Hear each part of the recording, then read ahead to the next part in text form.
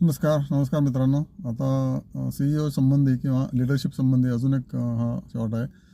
Examples असे भरपूर आहेत, पण मी टिपिकल एक्झाम्पल्स घेतो. इंडसइंड बँक, रमेश सोबती हे CEO होते 4 वर्षापूर्वीपासून. 10 वर्ष होते CEO आणि त्यांचा क्वार्टर आणि इयर ऑन इयर परफॉर्मन्स अप्रतिम त्यांनी दाखवला. इंडसइंड बँकचा प्रचंड बँक वरती आणली.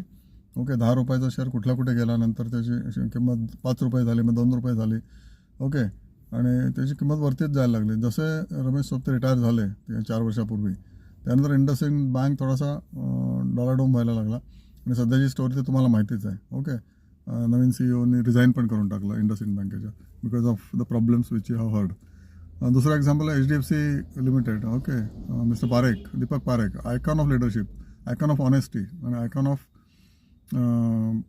Share holder value. ओके, त्यांनी इतकी शेअर होल्डर व्हॅल्यू क्रिएट केली त्यांच्या 25 वर्षाच्या काळामध्ये HDFC लिमिटेडसाठी, की लोकांना HDFC लिमिटेड ज्यांनी घेतले 80च्या काळात किंवा 70च्या काळामध्ये, ते इतके मालामाल झाले की त्यांची मुलींची लग्नसुद्धा HDFC लिमिटेडचे शेअर्स विकून झाले.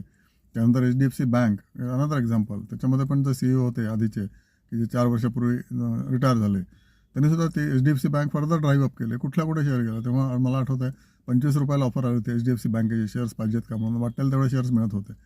ओके, आणि बऱ्याच लोकांनी ज्यांना मार्केटमध्ये नॉलेज होतं त्यांनी शेअर्स उचलले ते आणि ते पण मालामाल झाले. त्यांनी पण आपल्या पुढच्या पिढीचं सांगतो, पुढच्या पिढीची लग्न फुकट झाली. ओके, असे शेअर मार्केटमध्ये पॉवर आहे, पण provided you select stocks like this.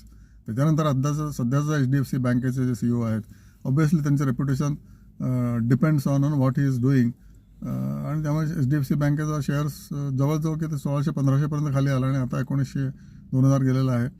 Not commenting on anything else, but just to tell you की CEOची पॉवर किती असते किंवा नसते. ओके, बजाज ऑटो, राहुल बजाज जोपर्यंत CEO होते तोपर्यंत शेअर मार्केट बजाजचा ऑटोचा शेअर फिनॉमिनली वरती जातच राहिला. रिझल्ट्स उत्तमोत्तम होत गेले. ओके, पण त्यांच्या मुलांनी सुद्धा ती पताका कायम ठेवली.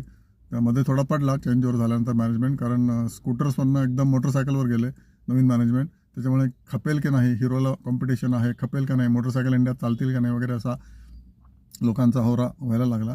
पण नाही, त्यांनी कंपनी भयंकर जोरात चालवली आणि बजाज ऑटोचा किंवा Bajaj holding, all Bajaj companies ह्या घेऊन फिनॉमिनल रिटर्न्स. ओके, त्याच्या पुढच्या पिढीची किंवा त्याच पिढीची लग्न किंवा घरं 2-4 फ्लॅट झाले असतील बजाज ऑटोच्या शेअर्समधनं लोकांची.